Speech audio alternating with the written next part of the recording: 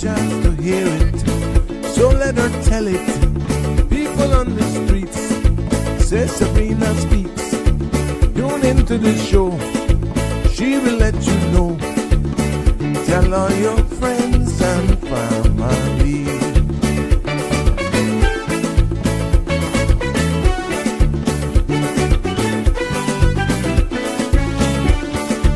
Real talk is no joke. You get the news straight up from grassroots and concerns. You hear some people gone. So tell all your friends to tune in to Good evening, Cayman. I'm Sabrina Turner, and welcome to Sabrina Speaks, your daily dose of clarity, truth, and community insights. Every weekday from 5 to 6:30 p.m., we're tackling the issues that affect you, from national headlines to grassroots concerns. Whether you're in traffic or winding down your day, this is your chance to hear it straight and speak your truth. So buckle up, Cayman. We're not holding back. This is the show. We gotta let you know.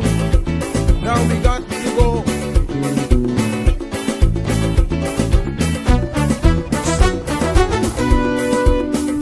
And now here's Sabrina. Well, good evening, everyone, and welcome to another. I hope I got my mic on here. Hold on. Whoops. That's not it. Let's go back here.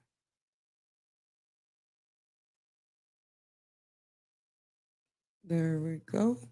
Am I there? Good evening, everyone. Welcome to another episode of Sabrina Speaks. It's good to be back with you this evening. Just making sure I got my links up here. And so far, I'm looking good. Everyone can hear me? Yep. It looks good.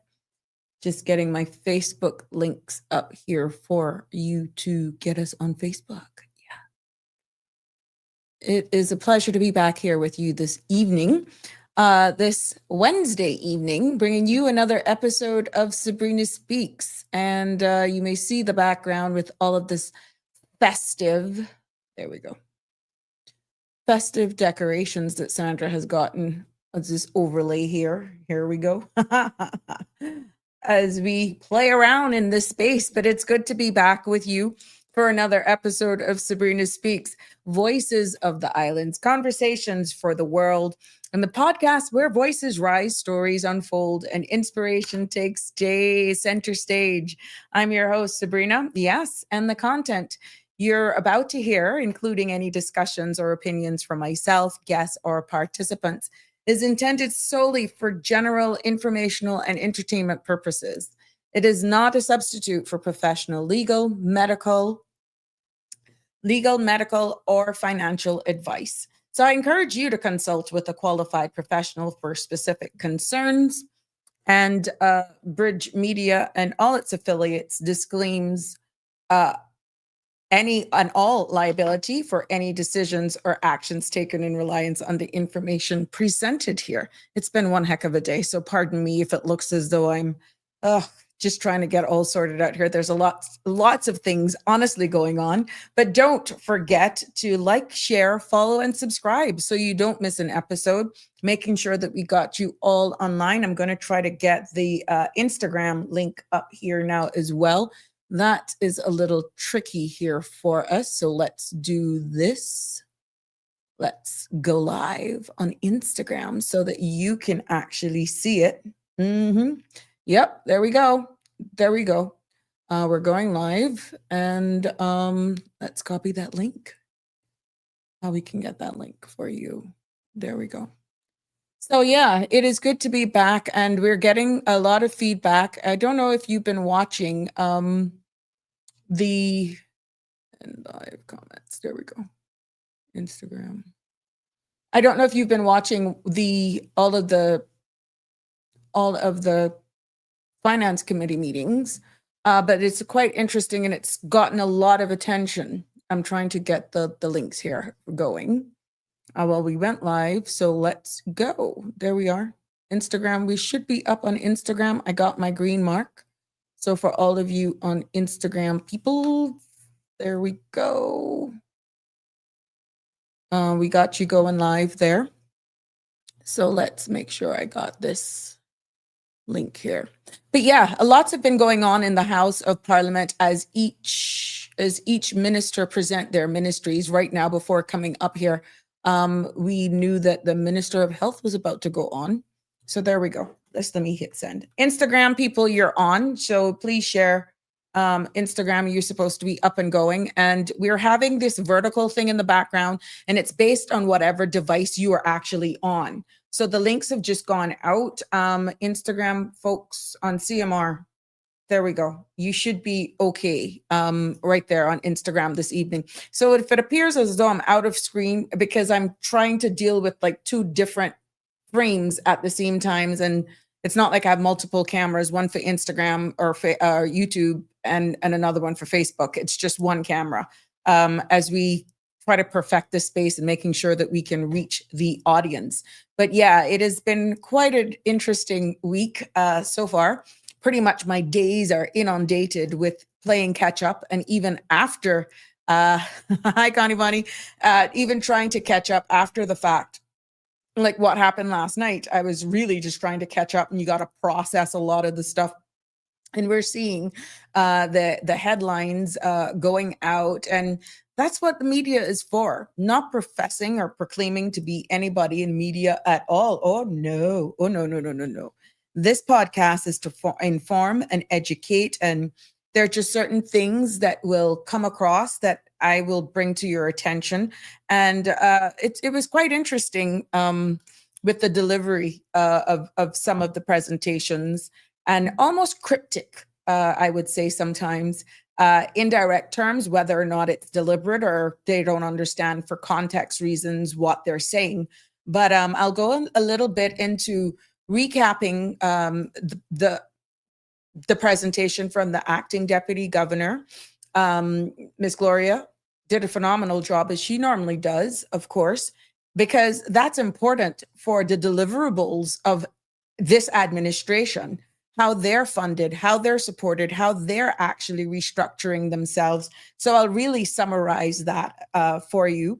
And there were some key takeaways, because I'm still, and I got to correct myself. Remember, I told you yesterday, just before coming live, that I had actually just overheard on my way coming to the office, the Honorable Minister Miles saying, about and I think it was cross-questioning from Georgetown Central, I think the leader of the opposition as well, and Georgetown West, Perlina, whatever it was, I think he was answering them in regards to the amendments or the immigration reform, and I heard next year.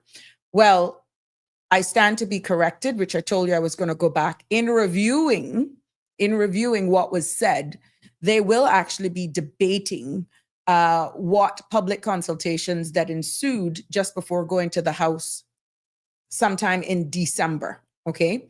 Now that part really looks at sham marriages and that sort of stuff, what we all have been crying for acquisition of Caymanian status, that element of it. And I think there's some bits about it as well in regards to work permits. Again, there's a lot to be absorbed and processed. What I'm saying is a lot of what discussions ensued was not contained in what was read. What statement was made did not provide the depth of understanding for the common citizen. So you really have to listen to all of the entire dialogue back and forth between the oppositions, and that is a total of almost 10 hours long. And you have to catch it in different bits and pieces to make it all come together.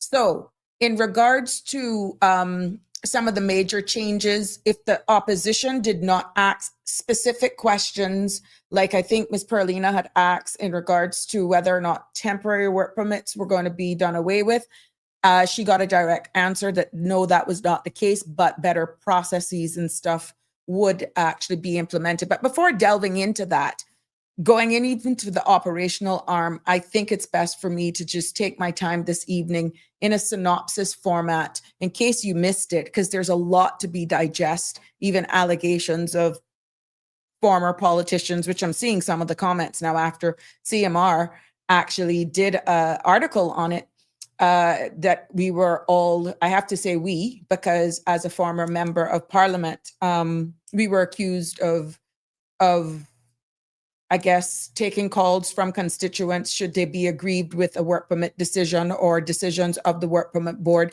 I can actually say that I do not fall into that as a former member of parliament. That could be looked at as human trafficking. I think that the minister, you spoke out of turn there, even though it was struck from the record for a number of reasons.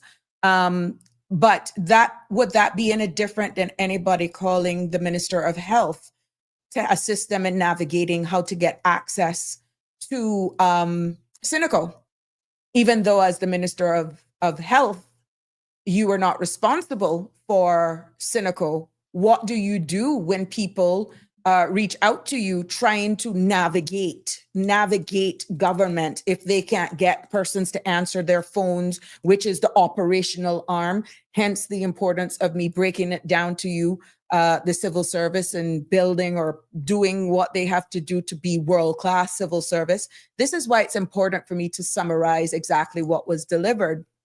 So it got rather heated and left a number of members of parliament quite upset that the honorable minister would have literally, before being struck from the record, but unfortunately it's already streamed all over the world and it's already out there.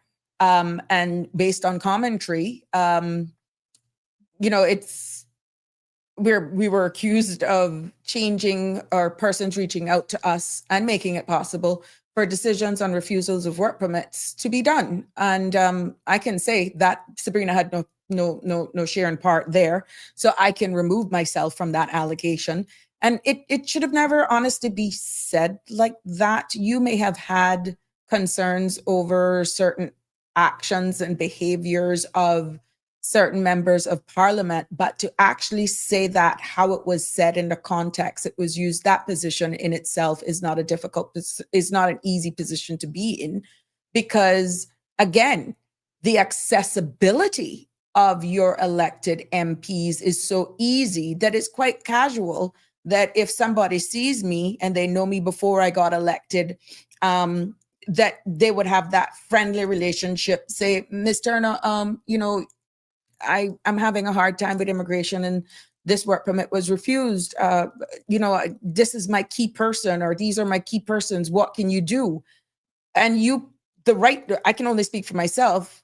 You would then try to assist them in navigating by calling either the director or someone that you may know in the temporary section. Maybe for me, having had a previous history with dealing with immigration, I would want to see the reason for a refusal and that sort of stuff to see where things could be bolstered up and all that sort of stuff. But to say that a member of parliament, should a member of the public come to you because you're an elected arm, was actually facilitating human trafficking, I think that it was wrong. And to actually brand previous administrations for not doing that, even if it is a means of saying that there are certain unscrupulous behaviors, which I have identified here numerous of times, but to say that we all played a blind eye to it, no, the foundations were actually started. It's just the pace in which some of these things are actually moving at, that it may appear as though we all subscribe to what behaviors were being out there that are happening. I can only speak for myself. I can't speak for anybody else. But just like the honorable member from Kimmenbrack East actually cleared her name, and good for her.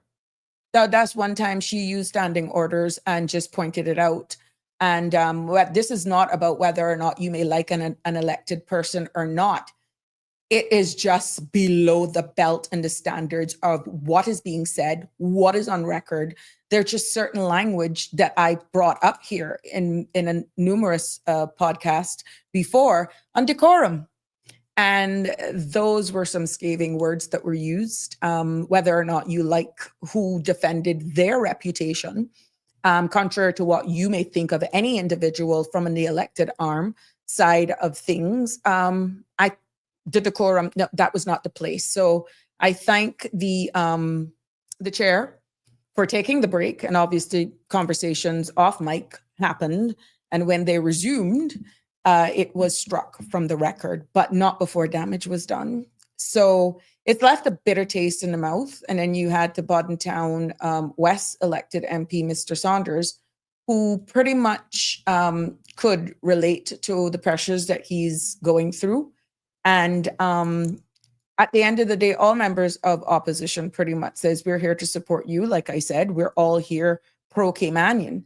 But I thought that was very important for us to point out, because a lot of times we do not, you only hear, boy, this one got loud and that one got, context matters. And you have to really sit down. I had to play it back a number of times to really make sense out of where it was derived. But I don't think that those were the right choice of words to use. And some may say, well, if it's the truth, so what? I can't say that just using, I have to disagree with that, because not all elected MPs conducted themselves in that manner. And I am just here for the record, even though it was struck, it's already out there. And I was a part of a government who failed, for whatever reason, at the time that I was in cabinet, to move at a pace that the beginning of what we agreed to for immigration reform came to fruition. And we've actually saw and heard where also the member from Georgetown Central actually confirmed that, he applauded him for getting it this far and that it was started. Now, this is not about who bring what, who finish what. I think at the end of the day, it is important for all of us to continue. If a piece of work was started under, I don't care which administration it was that started it, if it's worth answering the will of the people and in the best interest of people in the country, that you continue. So I don't go into personalities and egos like that. And I think that's one of our biggest distractions right now. But yeah, before we get into and delve into it, please let me share with you what's going on, because I will try to play. It's long. Let me tell you, it's long. And I'm not going to play the entire sitting. Oh my God, that's almost 10 hours. We don't have that amount of time, which is why I'm going to consolidate it and summarize some of the things. But some of the heated times for context where certain things happen, if it allows me. But I think we just need to clear the air there from what it is. But let's get into what our afternoon weather is all about. This evening's forecast, there's a slight chance of a few morning showers as moistures from a surface trough continues to linger across the Cayman Islands, after which mostly fair and breezy conditions with moderate to possible rough seas as high pressure system dominates the weather pattern. Now, the forecast for tonight calls for mostly clear skies with a 20% chance of showers. Temperatures will fall to the mid 70s. Winds will be east to northeast at 10 to 15 knots with higher seas. Seas will be moderate with wave heights of 3 to 5 feet. Now, tides call for, there was a low tide at 3:32 and a high tide is for 8:18 this evening. Tomorrow, there will be a low tide at 2:59 a.m. and a high tide at 10 a.m. Sunset is going to set this evening at 5:45 and sunrise tomorrow will be at 6:37. So again, another beautiful day here in the Cayman Islands. I must say, we're feeling the drop in temperatures. I see where there's going to be another cold blast coming across the U.S. I hope it comes lower down so that we can get some cooler temperatures. Yeah.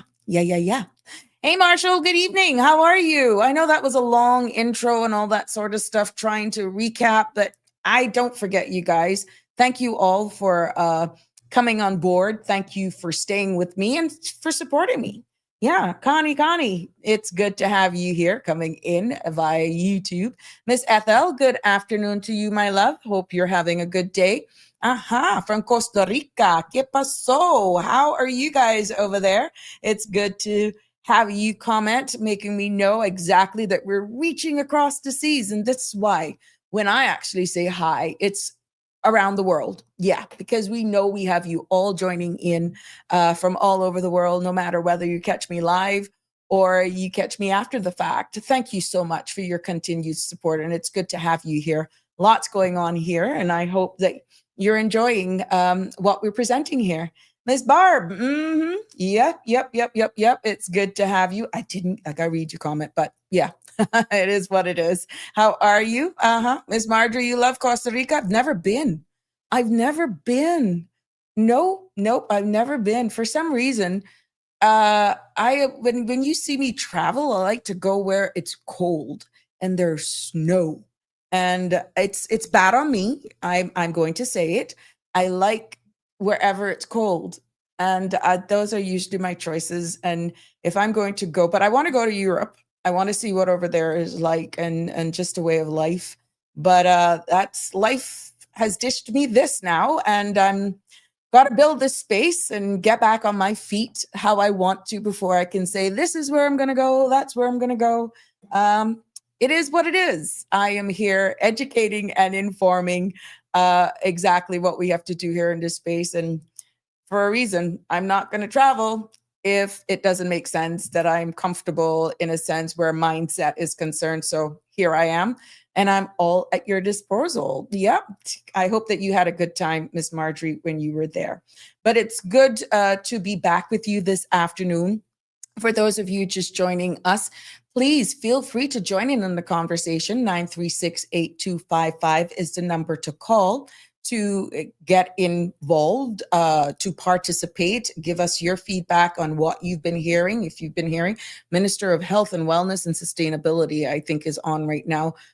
So I'm hoping with the questions being posed, that could be a long time as well, based on her trying to fund a particular line item that actually goes to pay Cineco. Line items as well that goes to fund public health, line items that goes for ambulance services, district clinics, also for overseas and local medical providers. For all of y'all who want to get those referrals, sometimes they're slowed because ministry not paid a bill because it's not properly funded. And so it's all intertwined, but she's on right now. I will have to recap all of that post-show.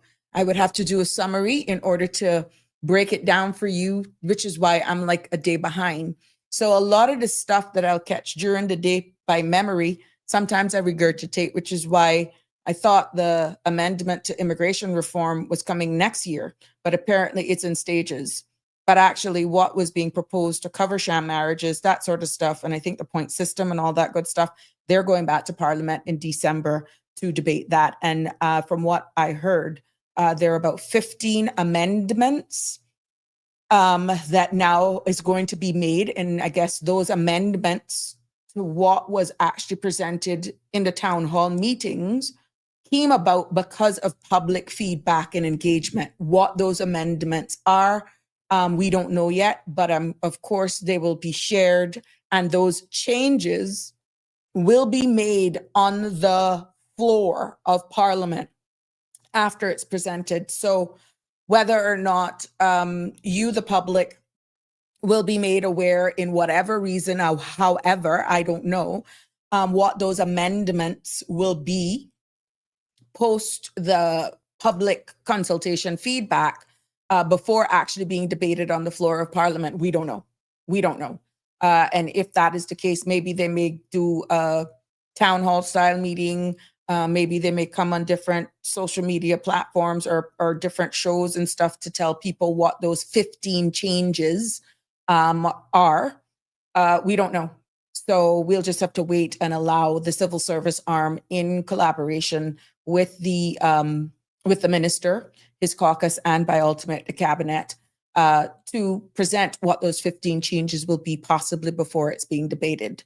So who to tell? Yes. So Keith Art in England right now, enjoying the cold weather. Oh, nice, Keith. I bet you wish you had some of these 83 every now and again, but it's something different with the drop in climate, that it's crisp, it's fresh, it's different. It's hard to explain, but it's really, really different. And in compared to here, where it's a lot of humidity and that sort of stuff. So I like the crisp feel, to be honest.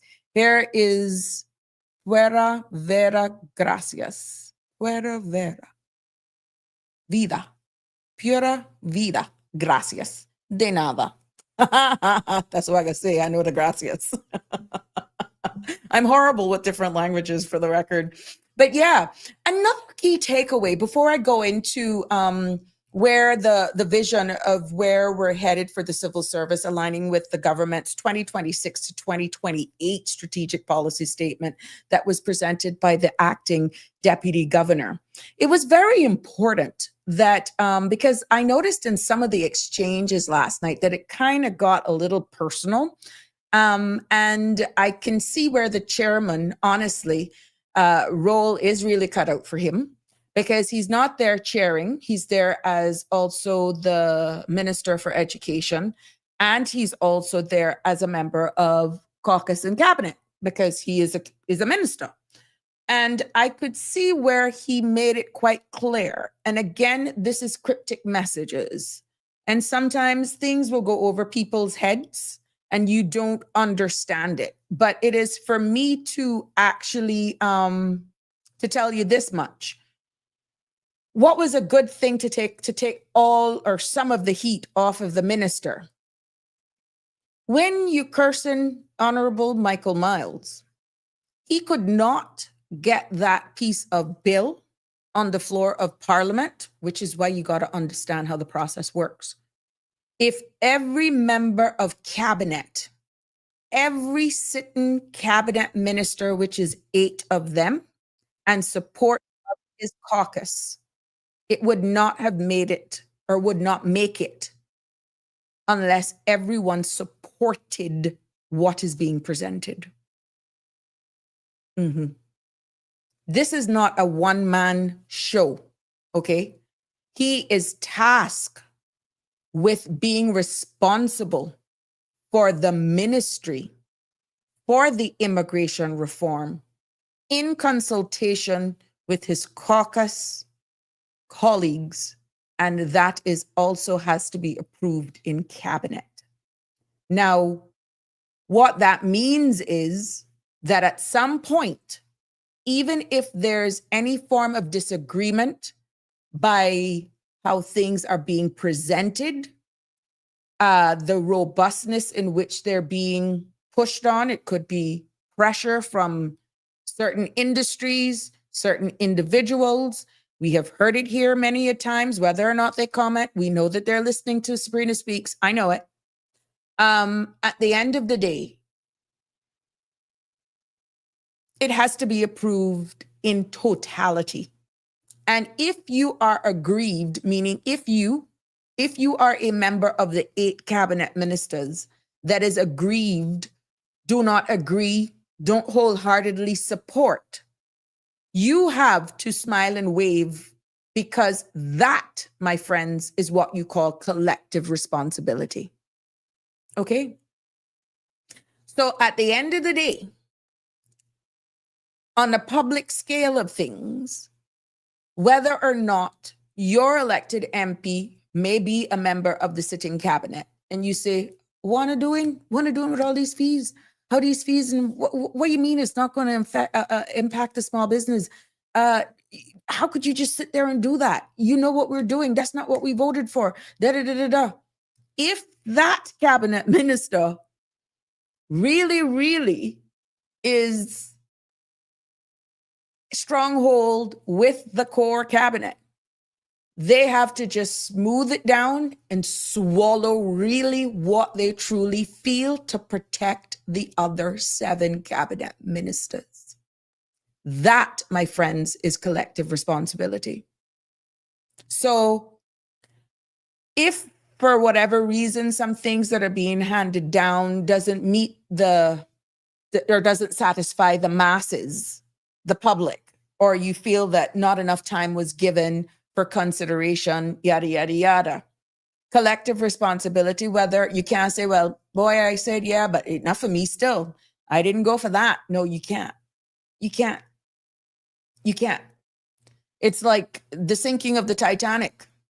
Collective responsibility is whatever decision, as difficult of a conversation it's going to be, y'all going down with it. And that's collective responsibility unless it is that bad, you decide to separate yourself from the cabinet, which means tendering your resignation.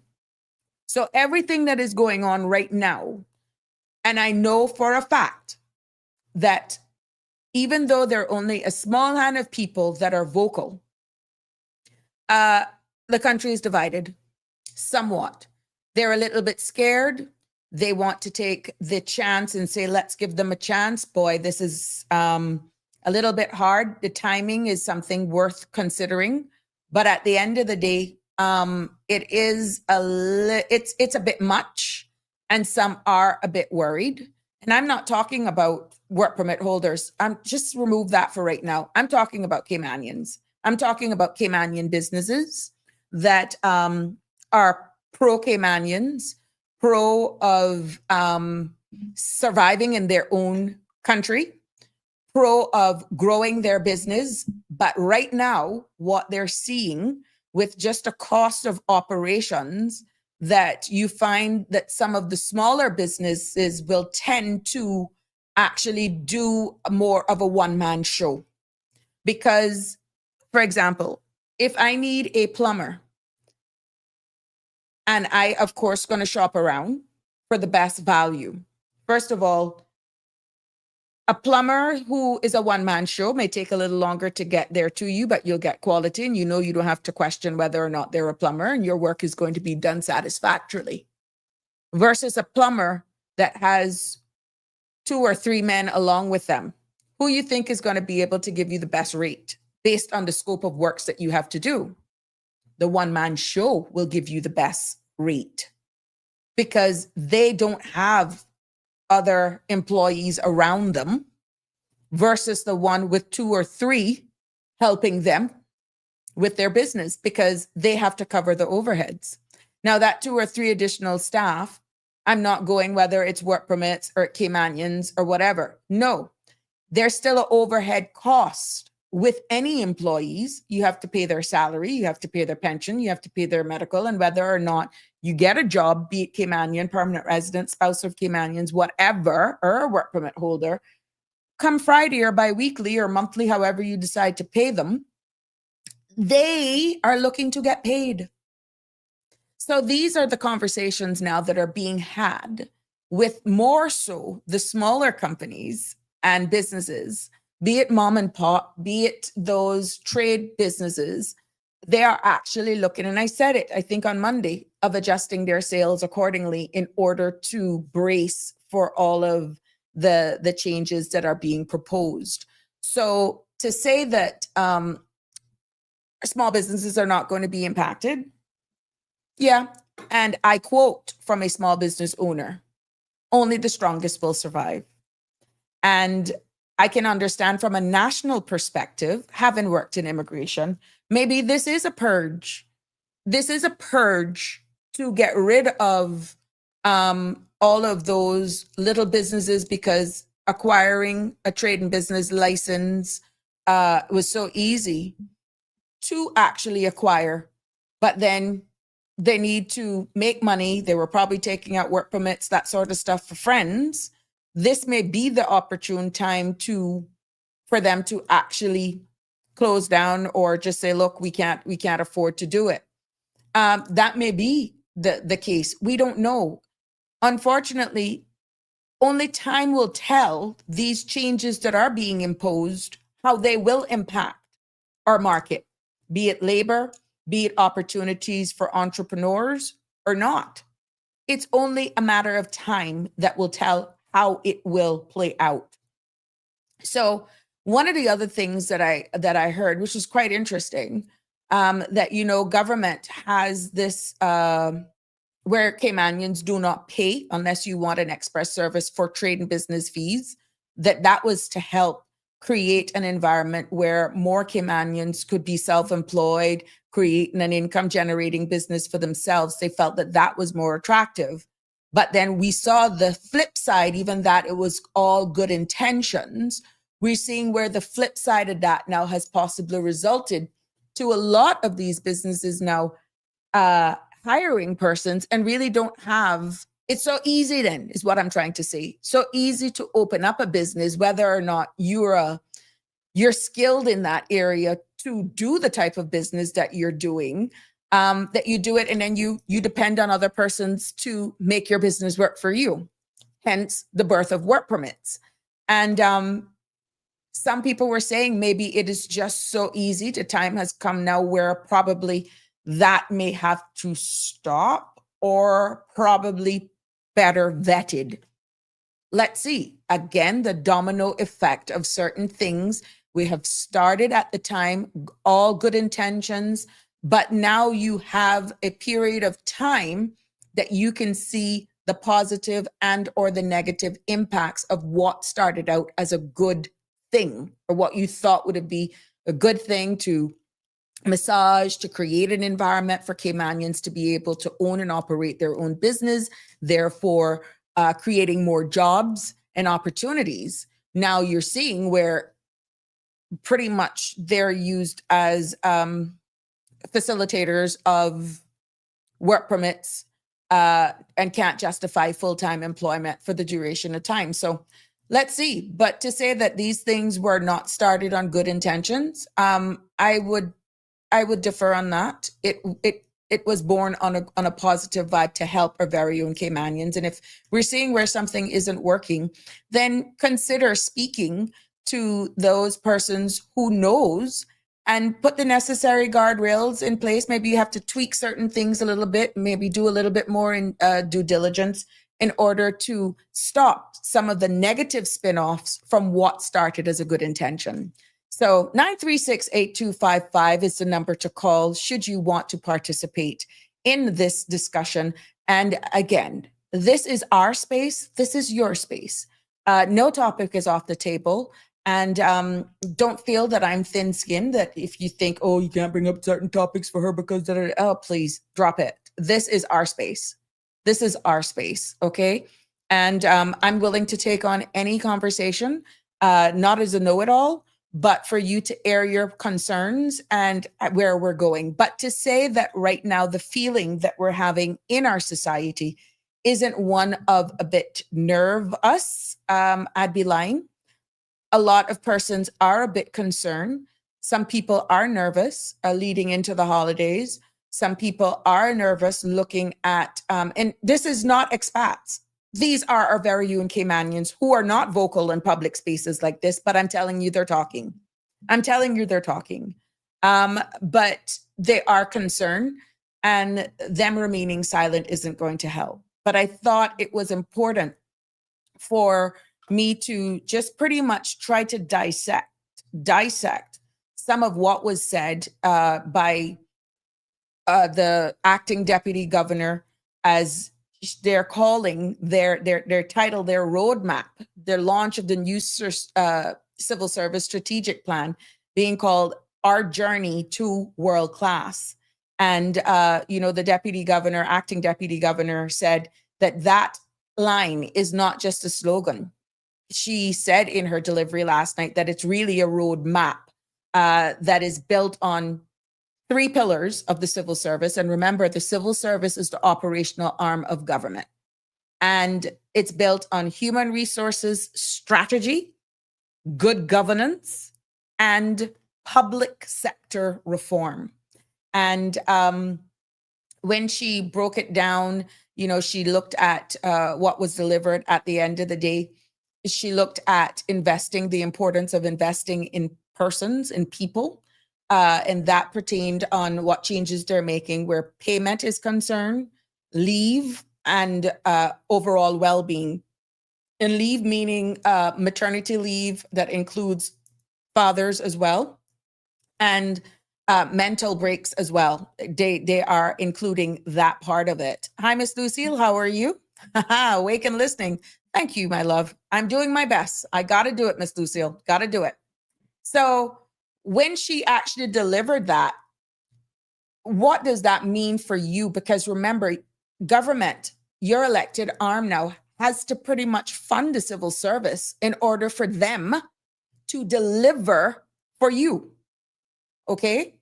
Remember, you will hear our officer or MP saying in breach of Section 55, when you're talking about, I think Honorable Michael Miles said something about he is looking at shrinking government. I'll tell you what that means in context. By implementing technology that will make services more streamlined, more efficient, instead of hiring people. Now that struck a chord, and I think at the time only 2 members on the floor picked it up on the opposition because they asked for more context. Does it mean you're going to be getting rid of staff? Does it mean you're going to, whether or not persons feel that it's too top heavy anyhow? What does that mean for the Cayman Islands? And I think even when he made reference to an Ernst & Young report, and what that report said about immigration, but that struck another chord as well. And that came to me personally, saying, but isn't that the same report that called for government to sell Cayman Airways, to sell Water Authority, to sell Radio Cayman? Why is he talking about that? That's not what we want. Also to sell Turtle Farm, by the way. And implementing other things, but I'll go into what that means in layman's terms for you. I said all of that because if the civil service is looking at investing in people, they also talked about modernizing how you track leave and all that sort of stuff, right? But let's take it in small pieces. I just want you to remember that shrinking of government. Remember that for context, been used in a political arena, because that term being used can come across, my love, in more ways than one. And what did not help using that term is when one aligned the term with the Ernst & Young report. So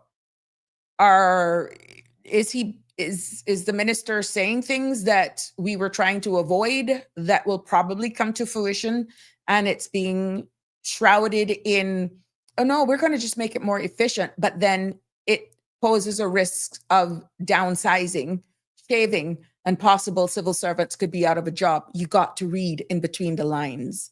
And the question was asked, and even though one tried to justify what one meant, it still went back to saying, the gentleman still went back into saying, we have to pretty much implement things and not hire more people. You be the judge of that. I'll see if I can find a clipping. So it's not me, but it's there. Okay. What is being said in by the deputy governor is that in 2025, the civil service got $20 million boost in pay. In 2025, the civil service got a $20 million boost in pay. That helps to attract Caymanian talent and keeps the best people where they belong, and that's serving the public. Meaning, they can't compete with private sector if the salaries being offered by government is way less, even though the government is saddled, especially with core government, with 100% medical for every employee and their dependents under the age of 18, unless that child has special issues and will never be able to work, whatever, not going into down that rabbit hole. But it includes their partners and every child that is under the age of 18, right? And pension 100% is being paid by the government. That has to be funded. That has to be funded. So when you think of a civil service, let's say topping nearly 5,000 persons, yeah, for you to retain the best of the best, because then you're competing with private sector, that's what the deputy governor said validates that 20 million boost in pay. Okay. Now, they also looked at in 2025 parental leave. That leave got a major upgrade because where maternity leave is concerned, now 110 working days with 60 paid. And paternity leave is now 20 working days with 10 paid. So half and half. And they also piloted personal well-being days, a chance for staff to take care of their mental and physical health. Okay. Now, these are some of the things that the civil service implemented in 2025. And my dear, nice. Not seeing you live on IG. I did what I had to do. Thank you for letting me know that. That's a message, but it says I'm live. I'm seeing it as live on my side. Now, this isn't just policy. It's just first leadership. Okay. That is just making sure that they're taking care of their staff.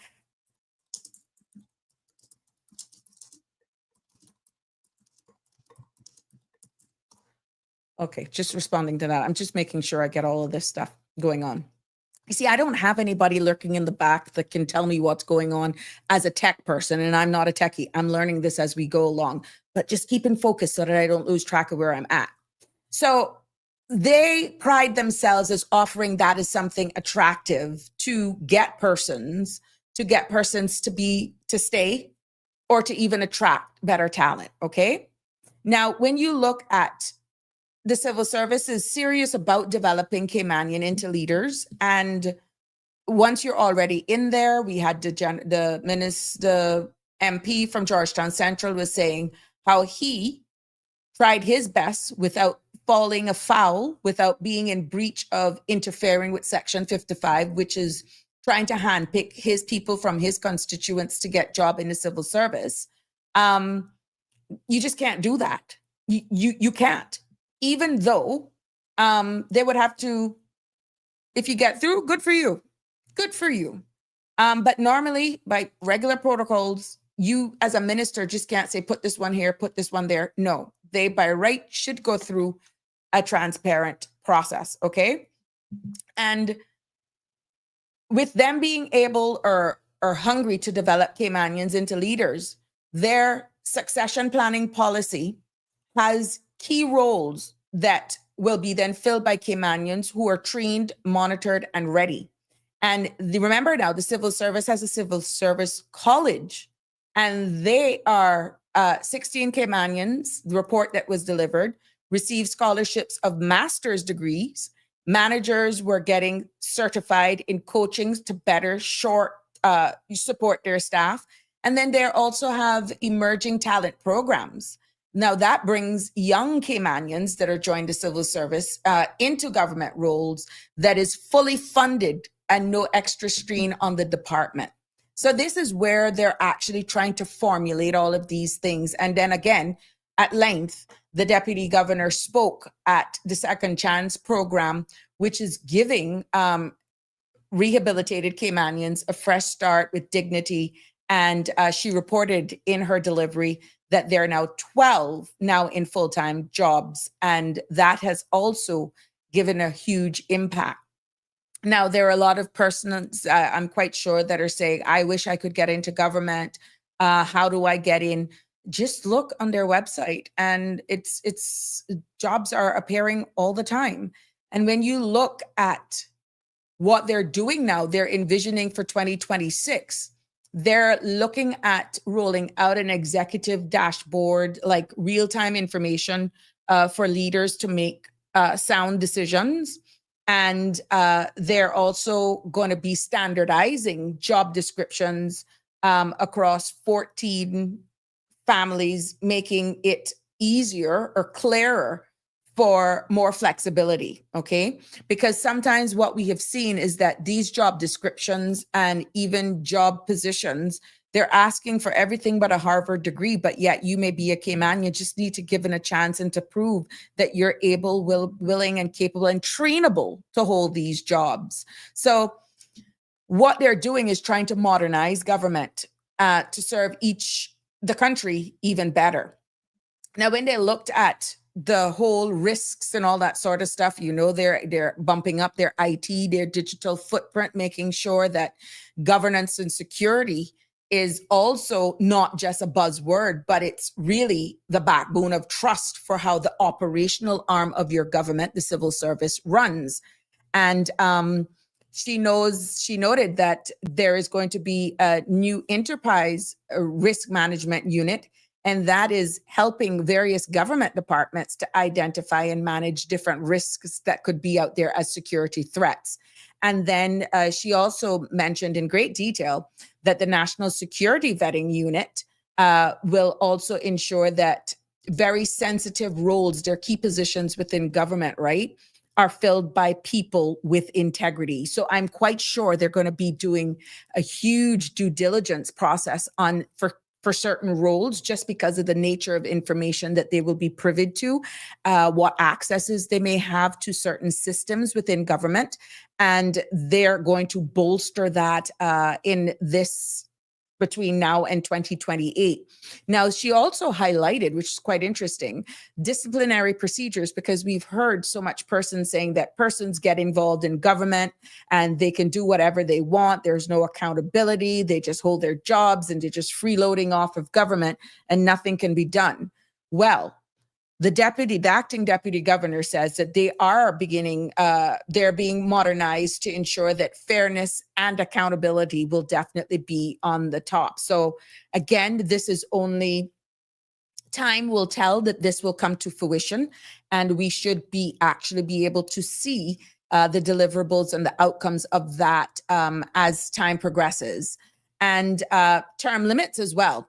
She went into the term limits for non-Caymanian civil servants, aligning those with the private sector. Again, this aligns with what the Honorable Minister Miles is saying, that you can't have private sector saying one thing and government doing something else, and then they're running to government as a safety net because they're not subjected to a rollover.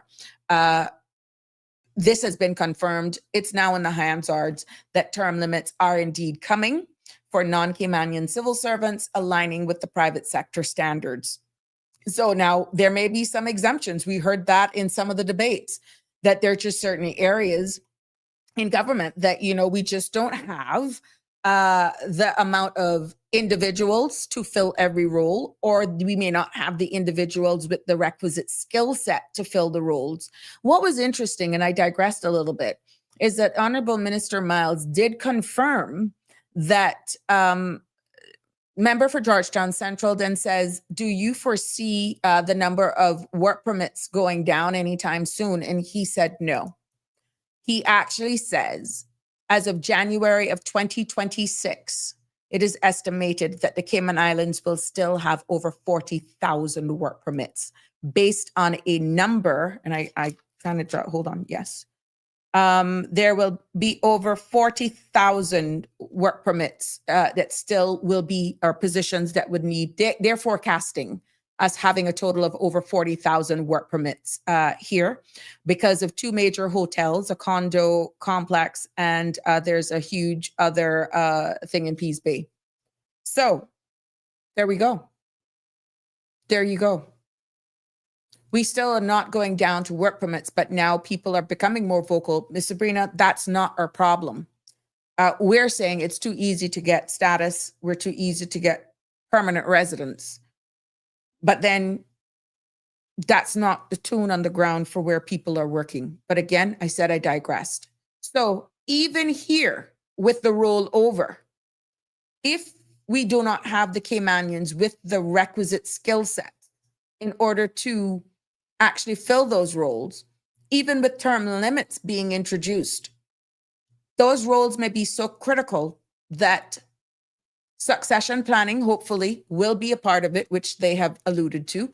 And I'm hoping then that will actually work out eventually. Now, they also looked at the Office of Education Standards as well. And that is raising the bar in schools and early childhood settings, right? And they also stated that the new inspection frameworks, because this is the operational arm of government, the new inspection frameworks are in place.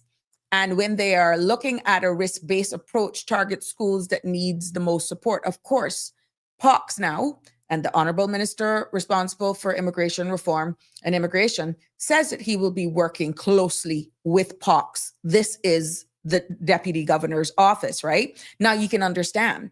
And they also said that they would be with looking at mental health and well-being are now part of the inspection criterias for the education part of things. And the well-being committee is helping schools to create healthier environments for students. Again, because this is the operational arm of government, this is what they're going to actually rolled out. So, they said that their staff also participated in the relief efforts after Melissa. And in just a week, they raised over $27,000, all proceeds online through their new HR system. And, they launched an emergency salary advance policy as well for those civil servants that were from Jamaica, so that they could facilitate them in drawing their salaries early to help their friends, their families or loved ones over in Jamaica. And it just shows how much they care.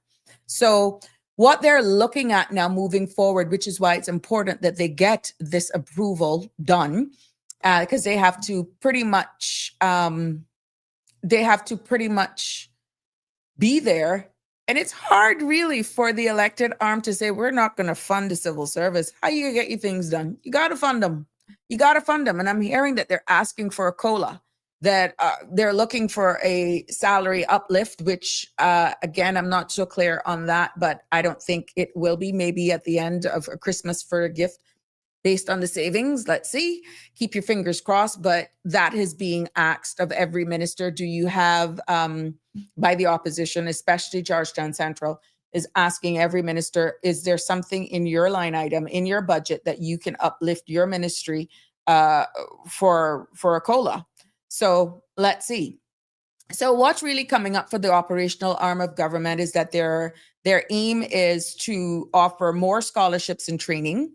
Their aim is also the expansion of succession planning, which creates pathways for upward mobility within the civil service. So there is no glass ceilings. And this is why they're feeling that if the rollover system is working, that will create pathways for locals to see themselves getting eventually to higher positions. And then what's also in store is the performance-based reward system based on how you perform in your role, that you will be awarded accordingly, and streamlining disciplinary procedures. Now, if you're not performing, underperforming, just being an antagonist, just a waste of space and taking government's money, and their aim is to streamline disciplinary procedures that could possibly lead to you losing your job, okay? They're also going to do for enhanced dashboards for data tools and standardized job families for career mobility. Now, they're also going to be doing what is being proposed for stronger vetting and governance frameworks, as they said also. So it's all about what was being proposed. It's building the civil service that is modernized as well, but realistic, built on foundation of it being flexible, accountable, and aligned with the values of what makes us Cayman. Now, ladies and gentlemen, that largely depends on whether or not it will be delivered. Okay? Yes. Because it can't work if there's not together. And they both have to subscribe to this, and they have to do it from a united front. And they are committed to delivering for the government, as she stated, and for the Cayman Islands as a whole. So, she feels it is a blueprint for a better Cayman, but that all depends too on whether or not they will get the budget.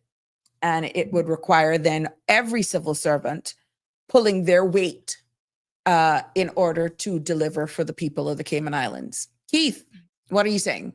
Every human being has a purpose in life, because what would we do without garbage men? Oh yeah, Keith, you are so right. Everyone has a purpose. And get a blocked up septic, make your AC go out, or in your case, a heater go out. You see how important that is to have them. So everyone has their place in this society, to be honest. We also saw yesterday that police was under the hot gun. And I know for a fact that there is a huge talk and concerns about community policing, which was profound with what the commissioner of police had to say in regards to community policing. And he said it goes back to every police officer is a community police officer. But in creating that department, you see what I told you at the beginning about trade and business? Even though the community policing division was started on a good premise, good intentions, what it appears to have created is that those police working in the community is almost looked at lower. And then that created some sort of segregation. And the commissioner reiterated that all police are actually community police officers. This was also cited by the member for Boddentown West that says that, I think, and I stand to be corrected, that he felt that that department was a disservice. He feels it was a disservice to the police because they may end up with a community officer that is not as strong as another one that's in another area. And it would be good to have a bunch of police officers, let's say for the Eastern District, instead of just one police in your area. But when you look at its budget briefing for 2026 to 2028, that amounted to $226 million over 3 years. And that is pretty much what's going to be on the books. $226 million for that alone, not just for police. Okay. That's the entire budget for the roads, Coast Guard. Remember, they have regiment now. And yeah, so that's the number that they're working with.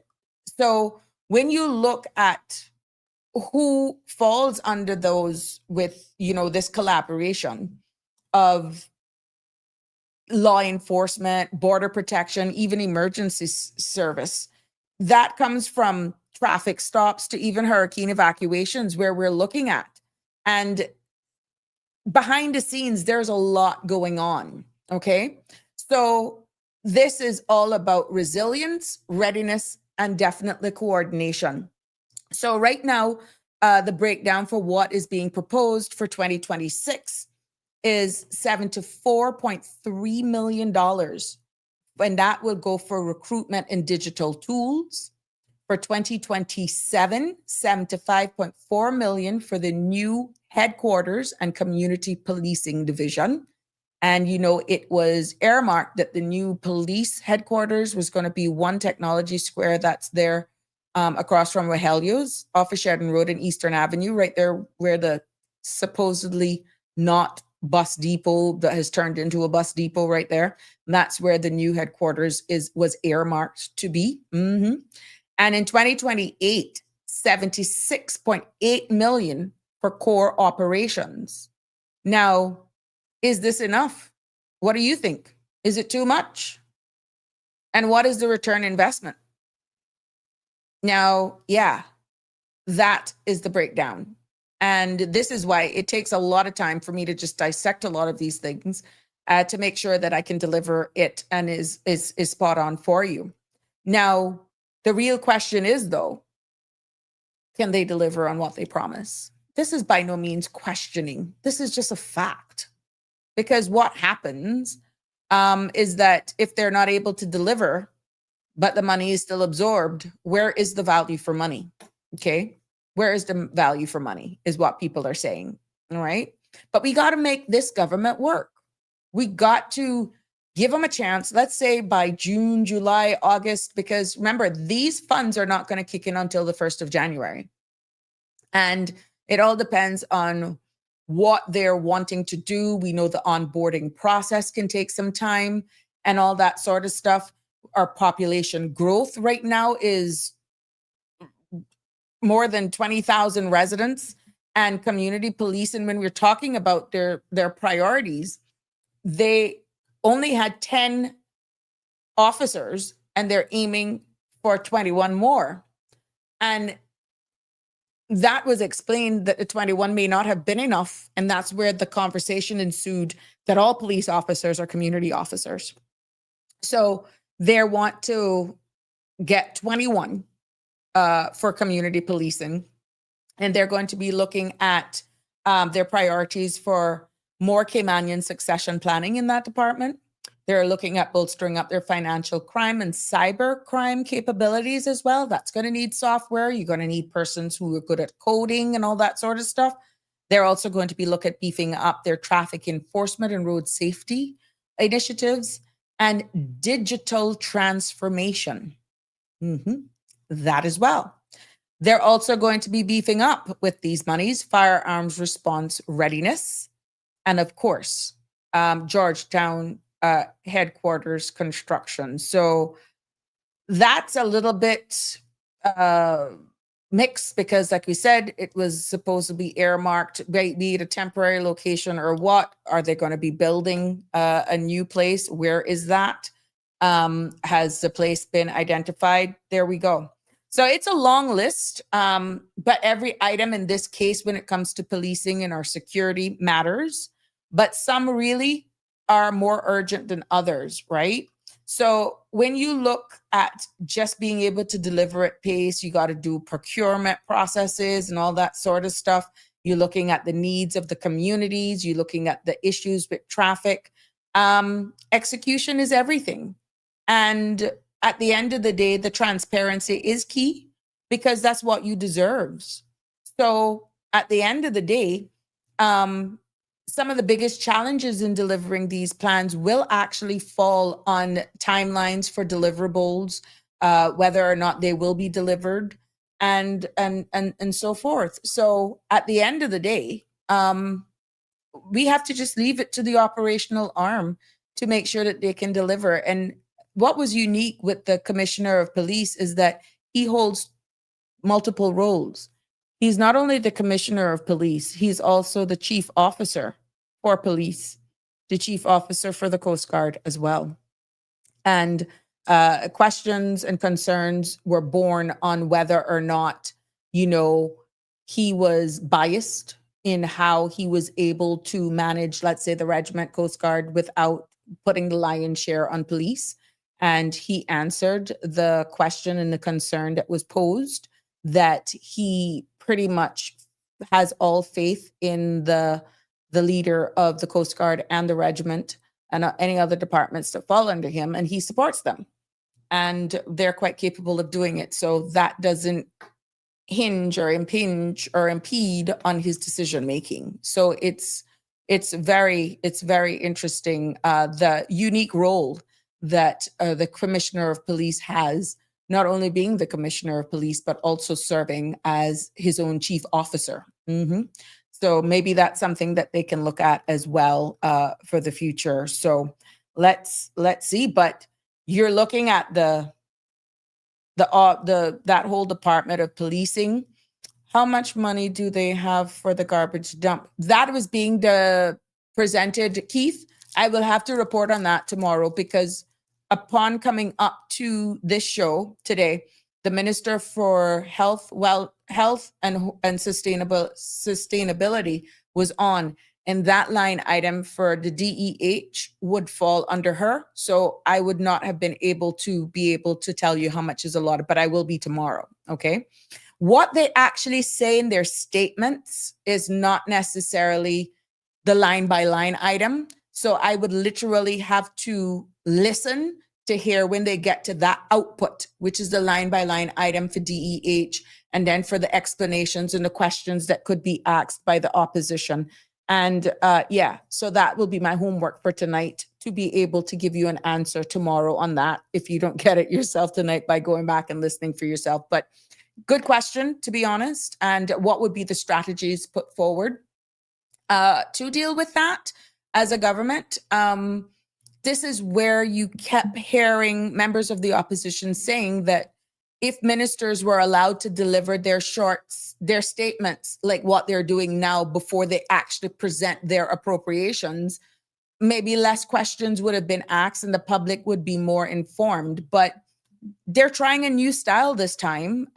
So let's hope it works. But we're seeing where it's taking a little bit longer. There's a lot more leeway being given to members of the opposition to ask probing questions that would go on much longer than is going on much longer because ministers did not make statements prior to. And they still ended up somewhat doing what is called a hybrid. I guess people would look at it as a hybrid, explaining exactly what they're going to be delivered, which is what I'm trying to consolidate now from the commissioner and from the deputy governor. The Minister of Tourism was on as well today, and I can do a synopsis of what is in store for tourism, again, in brief synopsis tomorrow. But it's not easy, to be honest, in the time frame to just take out action items, because by no means am I criticizing. I am just delivering the facts here. But what complicated for those of you who are more interested in, which I'm going to get into, the shrinking government for those of you who joined us, who is just joining us. A lot of what questions are ensued or the discussions that are being had is after the statements are given and during each appropriation for a specific output or deliverable, then the opposition asks questions that, my friends, cannot be delivered in a speech, which is what I think the chairman was saying. The details in which the opposition was asking for, you don't get that in a speech. You don't get that in a debate. But if they had spoken, it would have saved a lot of times for some of the questions that are being asked now. So all they have done is transferred two sets of questions into one sitting and then forced to make a decision at the same time with little to no room for the general public to ask questions of their members of parliament should something not sit well. And that's the only difference that I'm seeing here, okay? Now, we saw where the term shrinking government was used by the honorable minister responsible for immigration. And even though one tried to use, it's not a term that would be used by the average person, but given the nature and the climate that we're in right now, people are actually measuring every word that is being said.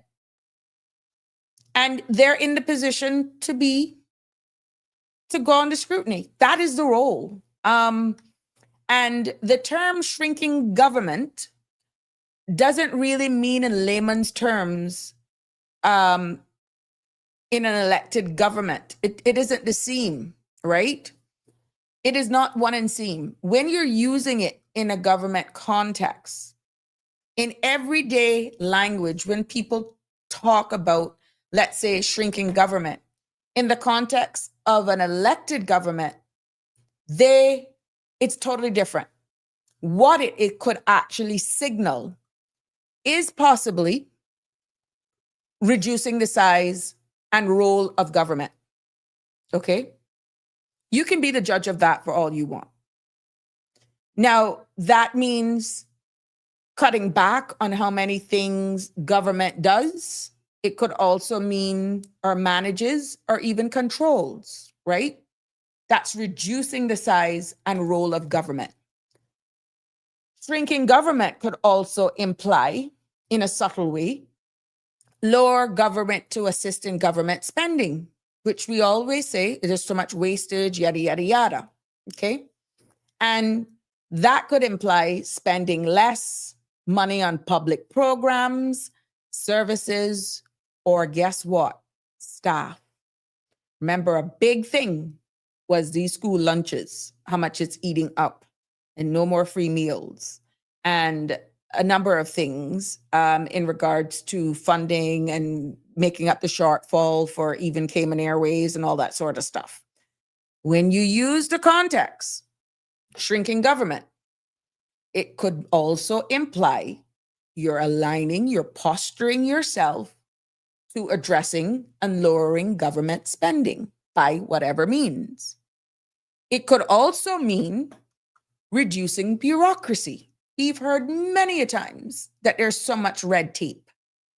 But again, in this format and putting it all together, that could mean having fewer government departments, fewer government agencies, and even fewer civil servants. Okay? Shrinking of government, in the context in which it was used, could also be signaling shifting of responsibilities that government now has. It could actually imply moving certain tasks from government to private businesses. It could mean moving certain tasks from governments to charities or actual individuals. For example, it could probably signal privatizing services like utilities and possibly healthcare. Yeah. So when it was questioned, that only 2 persons from the opposition picked up on it. And I think the signal went off when he made reference to a particular report for making immigration more effective. That was a trigger to say, oh boy, it coming. But let's put it into an example. Imagine the government is like a big house manager who cooks, cleans, pays bills, and let's say organizes everything for the family. In the context of government, shrinking government is like saying, we don't want the manager to do all that work anymore. So let's just have them pay the bills while the family members or outside helpers take care of the cooking and the cleaning. That's pretty much in layman's terms what it's saying. So what we're seeing is that shrinking government may actually save money. It could actually reduce waste. It could give people more freedom free up more times to be more effective in certain roles, streamlining that ultimately service persons who are accessing government service would be more efficient. But on the critical side of things, it can actually weaken public service. It can actually leave vulnerable people without support. And it can also put too much power in private sector hands. In short form, when that term, not used by everyday persons unless you're positioning yourself accordingly, and only time will tell if this becomes a reality, that could mean shrinking of government, could mean, well, cutting back the government size, cutting back government spending, cutting back government responsibilities. So it leaves less. Do you think then it would leave less or leaves more citizens or the private sector? Can you imagine if our water authority is sold, or those services which they're a statutory authority and the rates now are being manned by a private partner? Or schools. Oh yeah, book fees is one thing, but actually paying something to go to schools, because to make it more efficient and effective, everyone has to pay for their kids to go to school. Mhm. So those were the terms that were used. And like I said, only two persons really picked up on it. Only two persons picked up on it. And when you're looking at privatizing some of the service, if governments decide to go that route, which again, don't shoot the messenger. Every sitting member of cabinet would be responsible if this is what it means. It's not just Honorable Michael Miles. Nope. Every sitting member of cabinet and caucus would be actually supportive of this because he's only delivering what has been agreed by his team. And that's every one of them in cabinet and caucus. Okay. Keith, what are you saying? We are not getting value for money for what we are paying our members of parliament. Well, they have only been there April, May, June, July, August, September, October. They have been there going into 7 months. Are you saying after this budget cycle then, Keith, that probationary period is over? Or you're going to judge them after a year and a half? Because technically, they're not able to deliver on what they campaigned on because this budget will allow them now to deliver on what they campaigned on. Okay? There's a reason why I am sounding the alarm of certain language that is being used because many of us will not look and hear it at the bigger picture. But if this is how we're aligning ourselves based on 1-2 words drop here, go over your head. Oh yeah, no, that's not what I mean. But yeah, but we have to implement certain technologies to just make things work better. Indirectly, yeah, that's what you're doing. And it could be a combination of privatizing. It could be a combination of reducing the size of the civil service. It could be, yes, by cutting government spending. How that is defined, we could possibly explore what that may look like.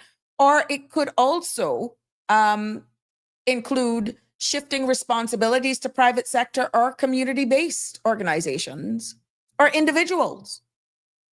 There could be one particular individual that just has a perfect line of service being offered to the community that bang, oh, we're just going to divest that to that individual. Oh, we're just going to divest that to that company because you know what? People have been complaining. They can do it better. Let's just pay them to do the work. What do you think that happens with some of the departments right now that are operating if it's divested? Because more than likely where they're going to privatize that to already have their staff, they're not going to absorb who's left behind. What's going to happen? This is hypothetically speaking, but what I'm saying is the term has already been used.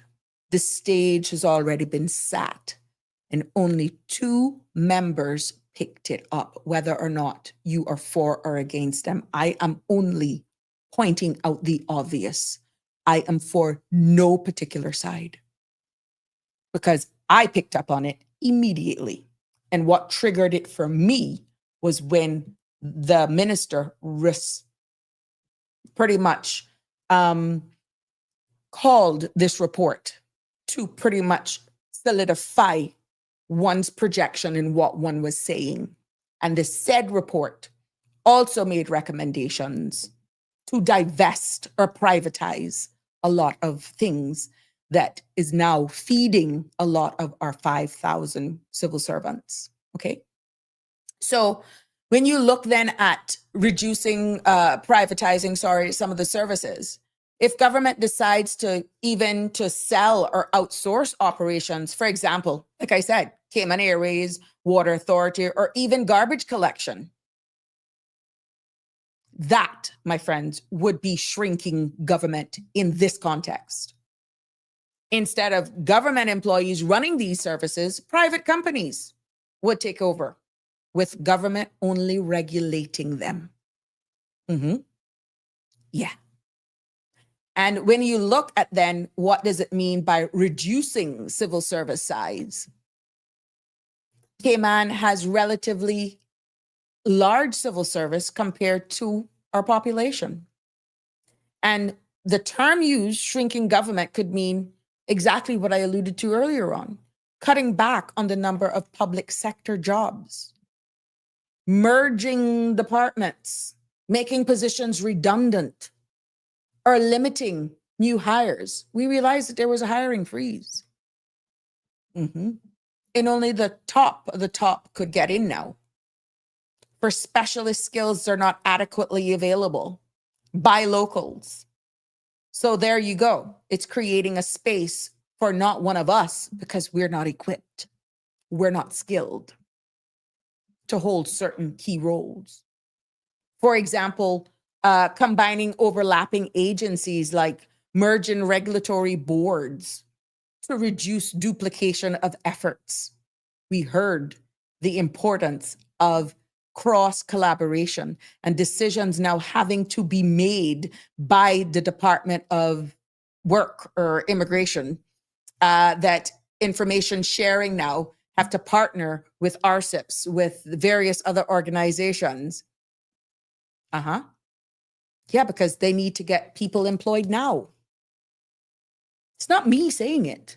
It's the choice of words being used and really what it equates when it's used in this format. This is what it is aligning to. I'm only highlighting it to you. You may get persons you may get a more efficient service, but it could possibly cause for a loss of jobs. And when you have amalgamations and all that sort of stuff, of course, you're going to have some persons falling away because you're not going to need the numbers. I'm just leaving this for food for thought because the term was used and was supported by the deliverer, who was, again, in some contexts, supported because one would not have been able to deliver that without the support of one's colleagues. So when I said the shrinking of government could also include cutting government spending, freedom of speaking the truth and nothing but the truth, so help me God, I hope you know. I've been trying, Keith, God knows. I have been all the time trying to do it here. But sometimes we have to slow down because there's a lot of noise. There's a lot of noise. And you don't get it until it's too late. But I am telling you, how one is being postured and the choice of words being used, we are positioning for that term to be used. I can't see it anyhow else. And when you look into cutting government spending, if the government even reduced subsidiaries for certain programs, let's say, and this has been pointed out by members of opposition, you sure that's enough money for that? What about this sports program? What about the pool? What about that? What about that? Guys, the opposition is onto it. But because we cannot see beyond the person and we're missing the message, we're missing to how the questions are being asked because you're only fixated on the individual for whatever reason you don't like them. You're missing the forest for the trees. You're missing it. When you're talking about that, some of the things that could be impacted by this is sports development or even cultural grants, and asking private sponsors or NGOs to fill the gap for you. That's shrinking government. Similarly, like scaling back on overseas scholarships and leaving more of the cost to families or private institutions. based on the MOUs that the government said, deal with that. We can't fool with that. No. We got 16 people just dealing with, of course, I'm just pulling numbers out of the air. We may have 16 people dealing with scholarships. Oh, it's just too much. Oh, this particular firm has an entire department that'll make it so much easier. Let's pay them to do it. Yeah. We call for efficiency. We cuss them. Take one again. Because I can tell you, that line was not used by error. It was not used by error.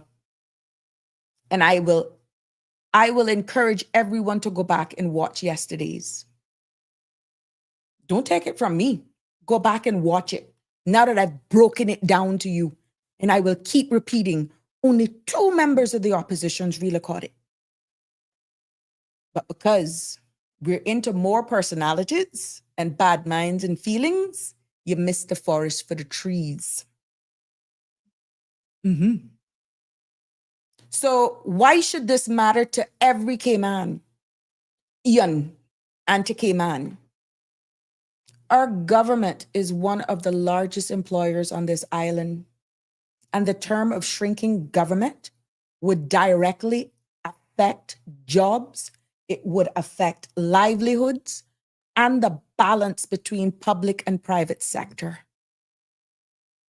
It also, my friend, could change how Caymanians experience services,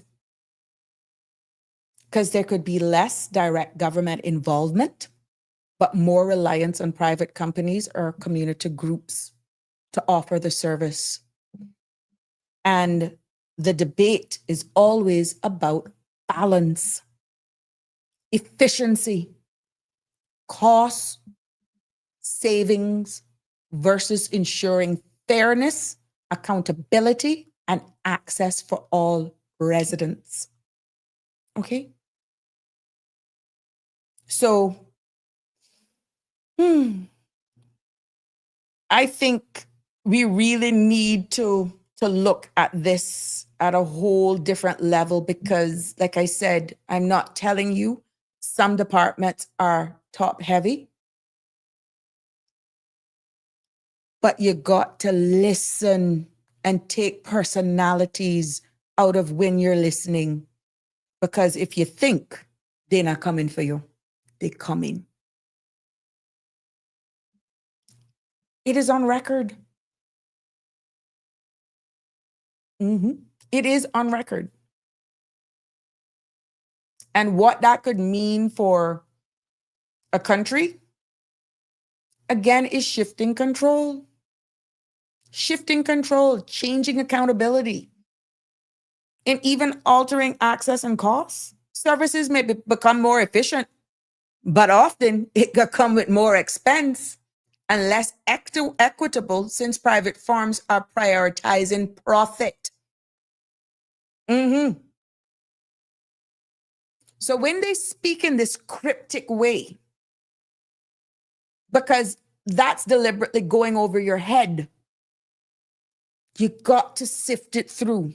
You got to sift it through and really look at what they're saying. Really listen and process what is being said.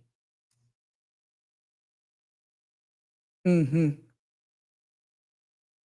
all of you, let's not forget the importance of transparency.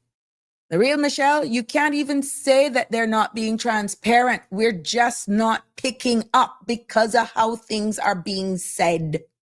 And that is deliberate. The choice of words, the phraseologies. And then when questions are being asked, we stand up like a rattlesnake. How dare you? Those are ingredients for exactly what you're asking for, real Michelle. Transparency.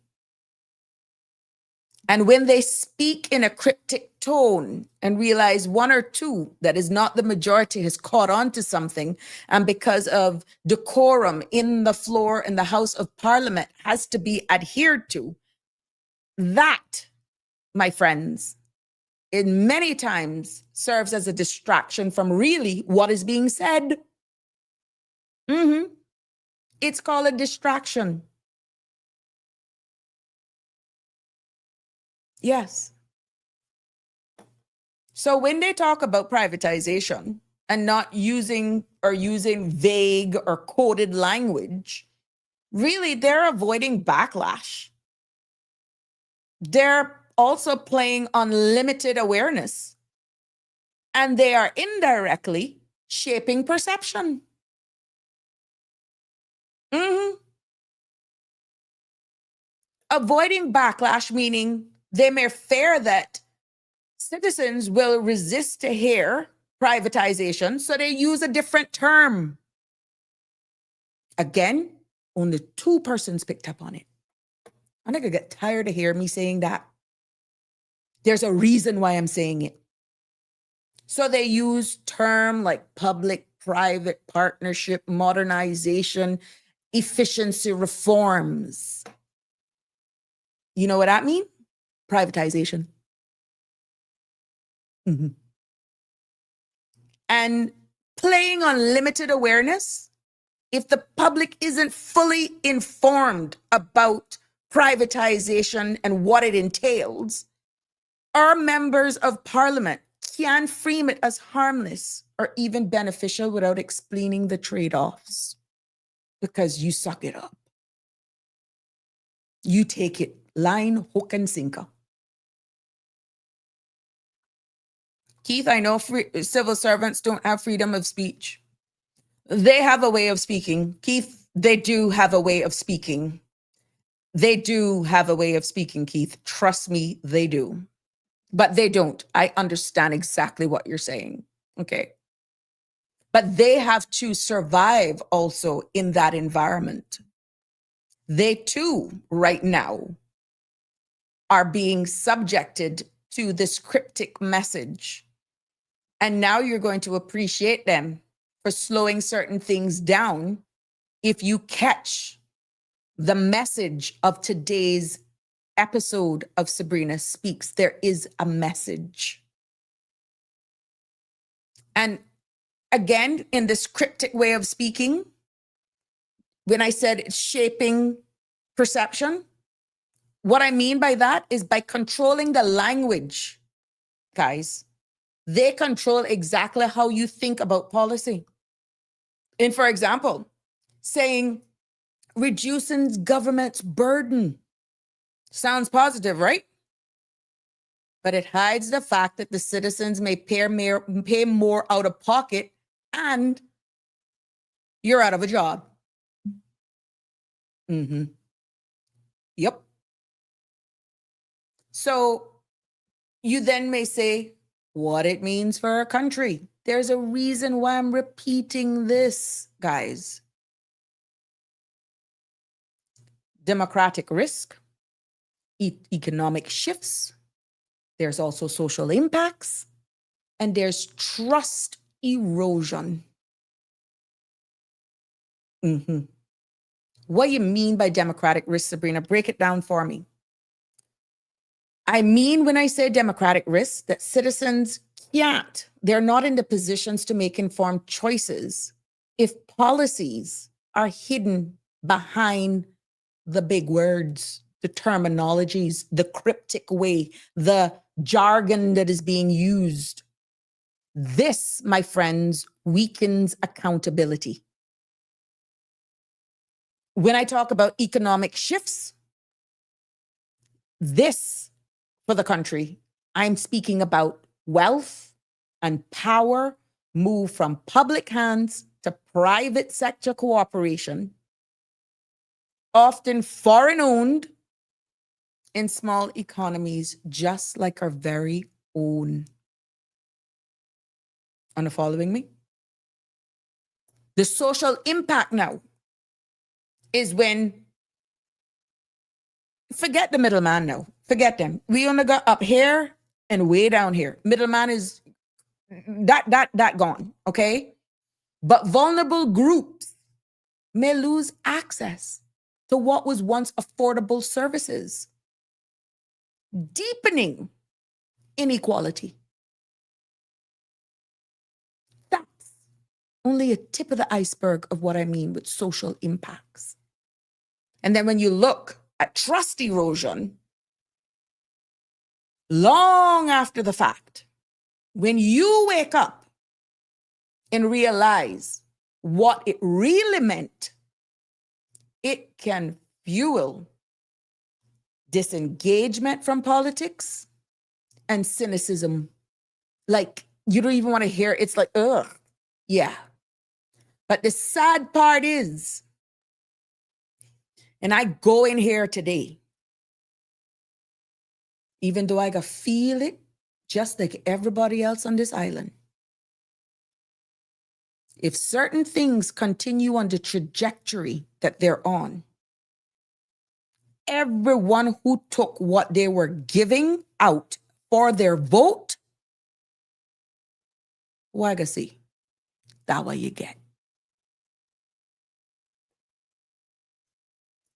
There is nothing called a free lunch. And if they can buy you, they can surely sell you. A lot of you are going to be quiet when realities will make their head. But remember, as long as I'm allowed to have a space, to have a mic, and to have a camera, once I see it, I will remind you. And I will be the first to say, I'm wrong. But I am telling you this. I am telling you this with what I am seeing, with the terminology that I have been hearing. If you can be bought, they have the right to sell you. And for all of y'all who took what they were given for the vote, bang.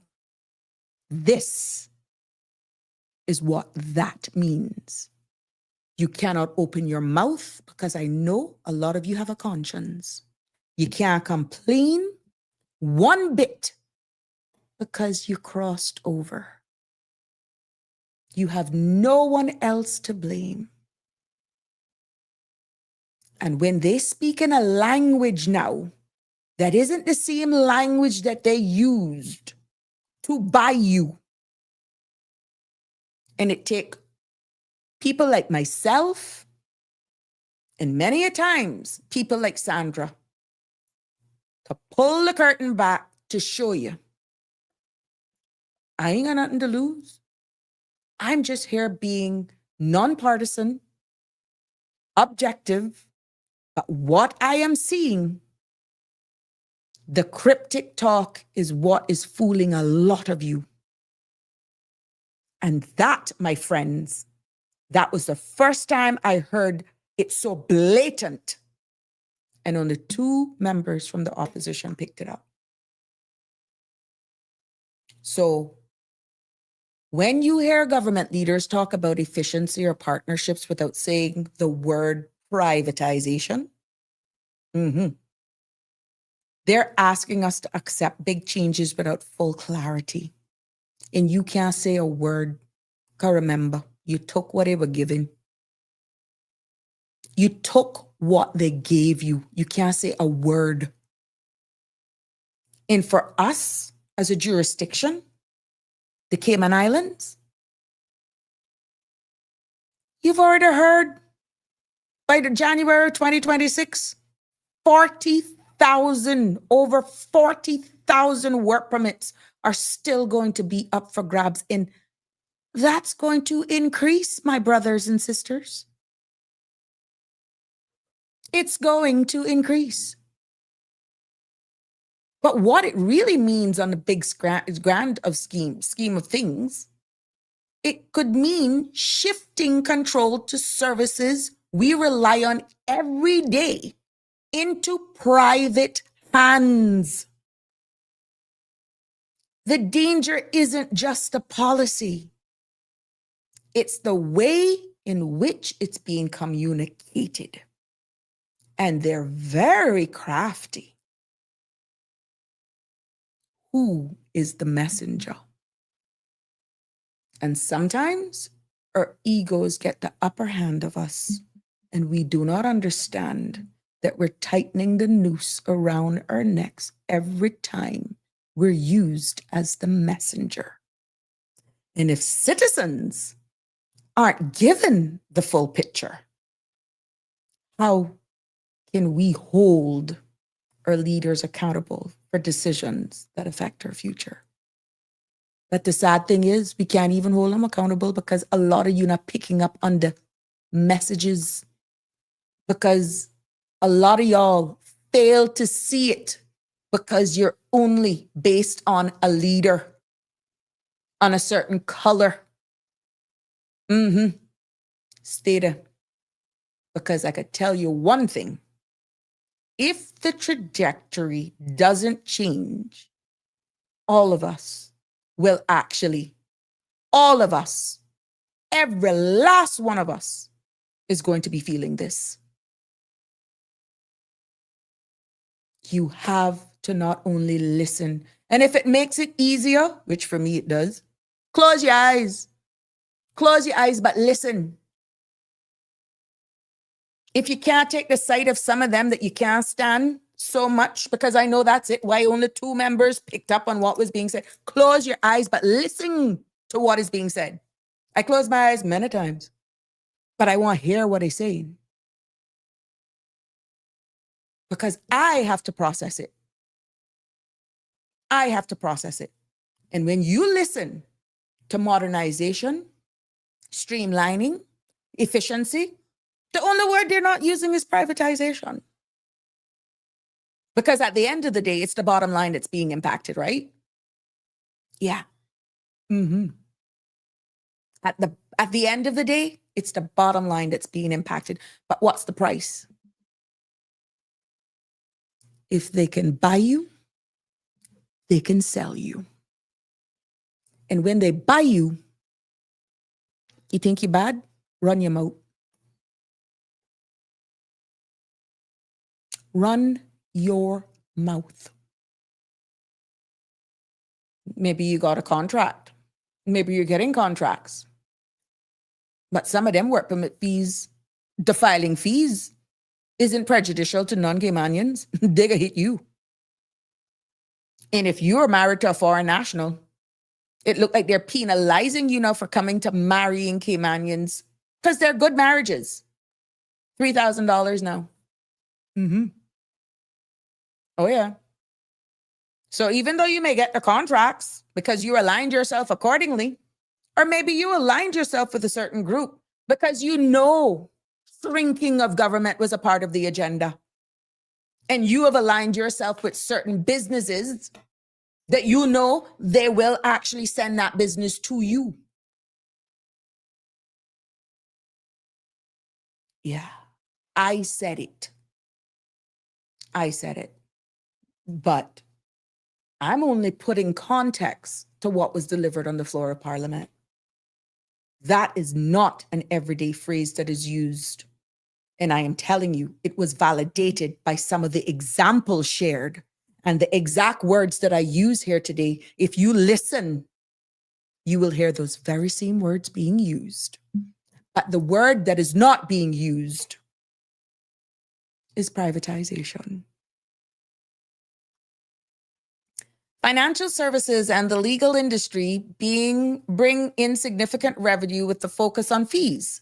Some amendments were too technical for the public, so we're emailed. We're emailed. I meant typo. The government thinks the people stupid. Real Michelle, thank you for clarifying that. I go really tell you the truth. The government know that the people are not stupid. The government know that the people are gullible.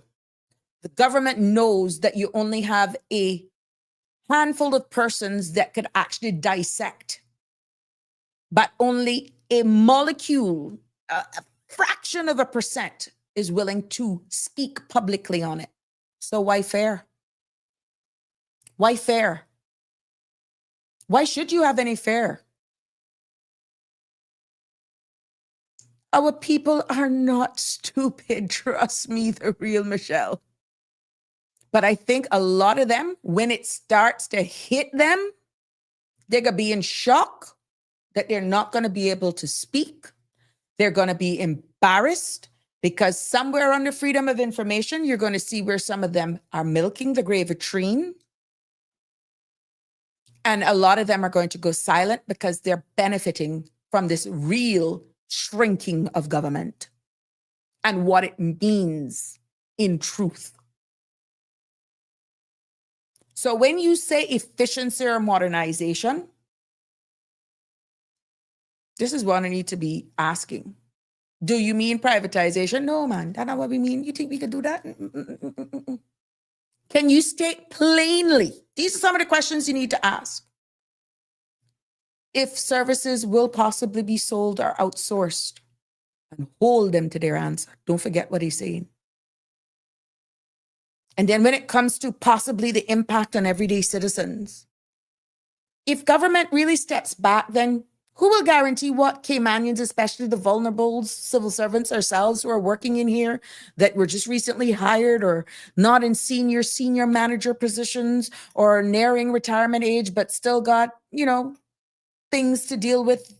They may be even offering eventually early packages. We don't know. Will prices go up for ordinary families should and if one's private companies take over? Now, I tell you what. Some may say Sabrina is just fair-mongering. I didn't use the term. And I didn't solidify what I meant. Everything that I'm saying right here is extrapolated from what was said. But only 2 persons from the opposition picked up on it. Because when it comes to accountability right now, citizens can hold elected officials accountable for public service. If those services are privatized, who then would you be holding accountable? Shareholders or the government? Real Michelle, I do not think our people are stupid. Please don't misunderstand me. I mean, Caymanians has, trusted their expert leaders. People around the world. No, I didn't say you were. I was just actually confirming they're not. Our people aren't, not to say that you were calling them stupid. Yeah, it's just a figure of speech. So yeah, thanks. People around the world are losing trust in government. And this is what we're seeing: fatigue. We're seeing, and I said it here, it could lead to fatigue. It could lead to cynicism. It could lead to just, I'm done. This was my last hope. Really? And at the end of the day, they could say, what are you listening to her for? She's a sore loser. Only time will tell. But remember, I said, once there's a mic, once I have credit on my phone, once there's a camera, even without a camera, I will remind you of what I said here today. Okay? Keith, voting has now become a marriage of well, I heard Keith when I was in there. Politics make strange bedfellows, and I am telling you, it has become a reality. I am seeing it like you would not believe. Marriage of convenience, boy, it is quite comical during a campaign, and then when the chips fall and these are the 19 elected and you gotta rush to form a government, OMG. So I can see where you're coming from with that, Keith, to be honest. Good evening, Damien. How you doing? You late to class? Oh, I'm happy I can inspire somebody. But yeah, it is quite interesting where we're going to go, to be honest. But if that should happen, the accountability, then you're not going to be able to, who do you hold accountable? Because like I said, the chairman of Finance Committee has pretty much said, look, no minister here delivering anything is doing it on their own. It has all been supported by every one of us in cabinet. And that's no different from any piece of legislation that will be tabled on the floor of Parliament. No one elected person brings it there on their own. It is supported in its totality by every sitting member of cabinet, and also in the spirit of collective responsibility by caucus. And collective responsibility means even if you do not agree with something, majority rules, and you still want to be a part of the government. But that means you have to zip it. And even when there's coming for certain public discussions, you cannot say what you truly mean. You have to say what the majority went with, even within your core and every bit of your fiber. You know it's not right. It's not going to yield what it should be for the people who have elected you, because of collective responsibility. You got to see. You got to go along with the majority. And if it eaten you out that much and you can no longer do it, if you're a cabinet minister, you resign as a cabinet minister. If you're a member, not a cabinet minister, then you walk the aisle. Those are the only two options. When it looks at national interest, what this all means, to be honest, these are some of the questions that you can ask now. Will privatization mean foreign ownership of Cayman essential services? And how will that protect Caymanian interest in that scenario? Yeah. And then you look then at the part of transparency. That word and democracy has been so diluted, it's almost comical. Some of the other questions you can ask when it comes to being transparent.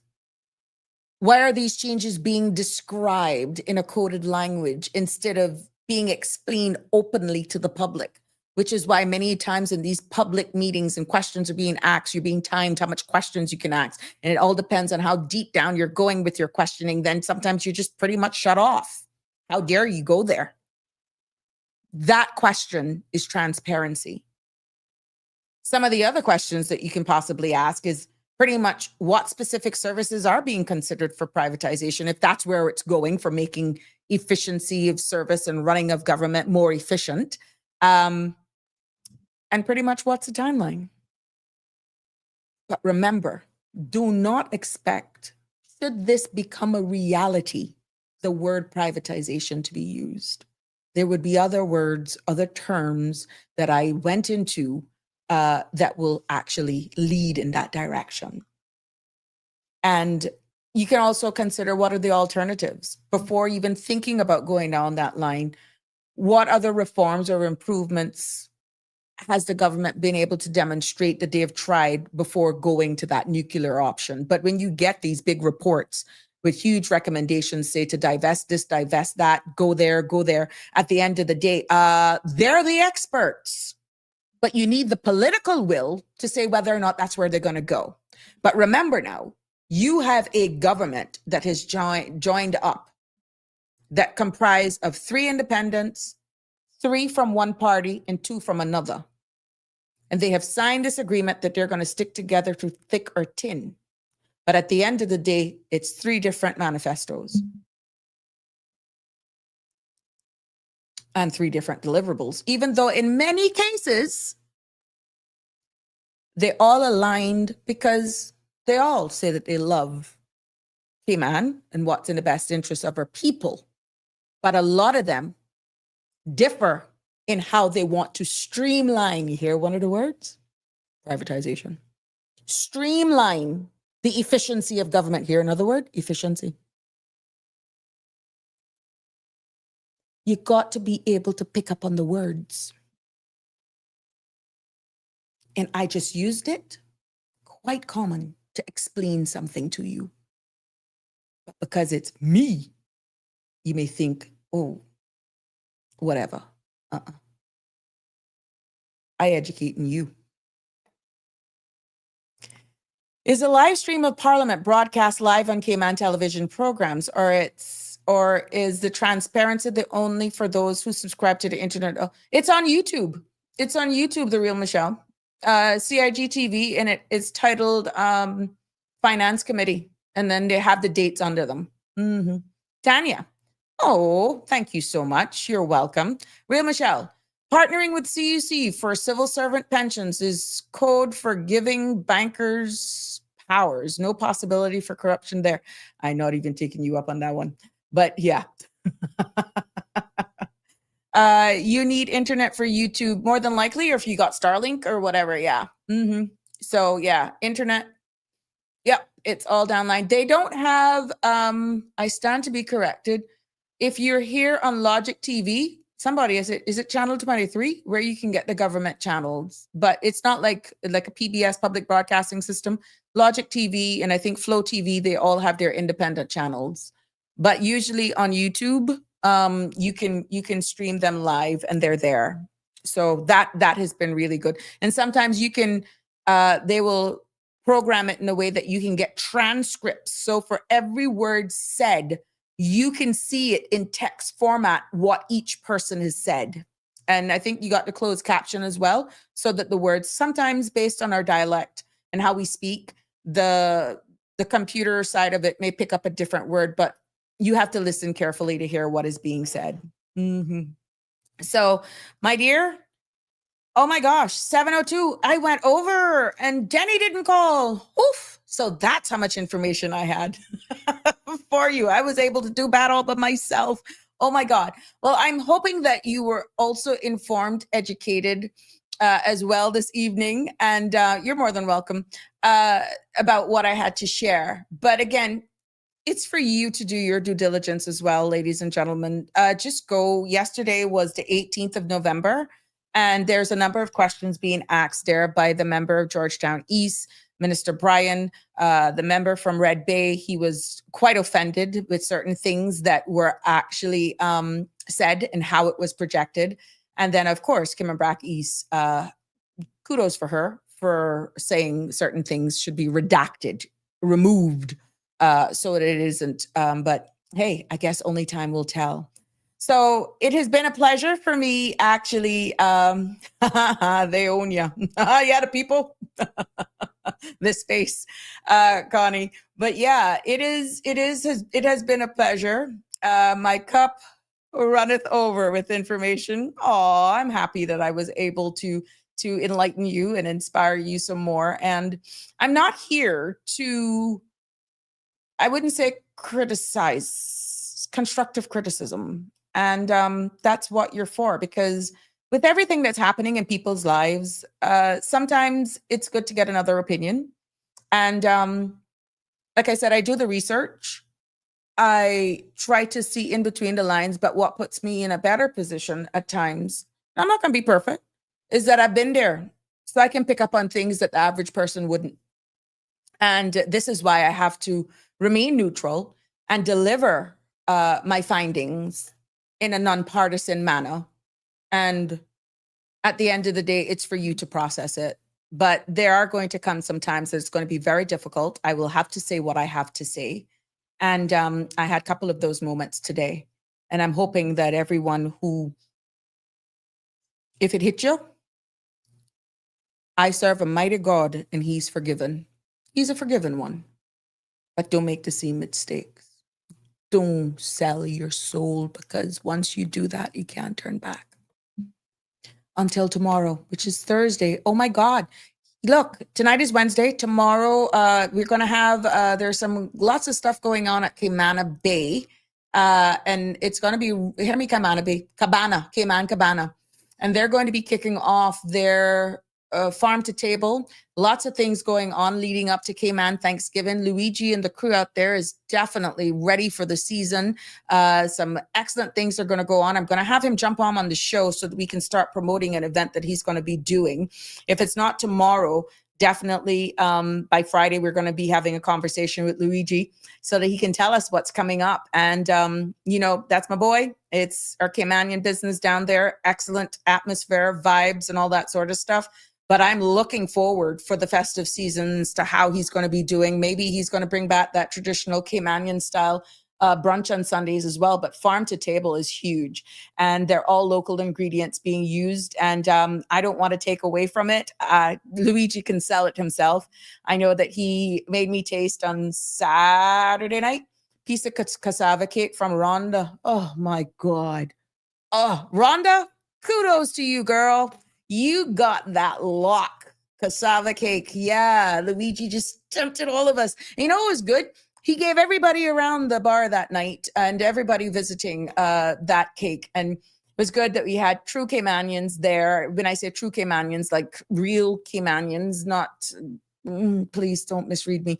But what I'm saying, for us who knew what heavy cake was good, was supposed to be, we were samplers, and it was good. But Rhonda, kudos to you, and thank you, Luigi, for supporting another local and being able to share that with us. But I'm going to have Luigi on, letting us know what's going on down there, and hopefully over the holidays, maybe you all can just put the family together and do a farm to table night, and whatever good things he has coming on store, bringing families together on Saturday nights again, bringing back a long awaited for event to tell us more. But it was a pleasure. It has been a pleasure educating and inspiring and motivating you with this another edition of Sabrina Speaks. Please be safe on the roads. Thank you to all our persons on the front line in our uniform service. And for you, each and every one of you who continues to show up and support me even after I go live. I see the numbers. I thank you. And even more, to all of my haters, I love you lots. I love everybody. You keep me motivated and inspired. Until tomorrow, God bless and have a good evening. That's a wrap for today's edition of Sabrina Speaks. Thank you for tuning in and for being part of the conversation. Remember, the dialogue doesn't stop here. Stay engaged, stay informed, and most importantly, stay empowered. We'll be back tomorrow at 5 p.m., same time, same place, right here on CMR TV and radio, where your voice matters and your truth is heard. Until then, K-Man, take care of yourself and each other. That's it for today's edition of Sabrina Speaks, where your voice matters, your story counts, and your truth is always welcome. Join us weekdays from 5 until 6:30 p.m. right here on CMR TV as we dive into the topics that matter most to you. Catch the show live or on demand at cmrtv.com. And don't forget to follow us on Facebook, YouTube, and Instagram so you never miss a moment. Until next time, stay informed, stay engaged, and always speak your truth.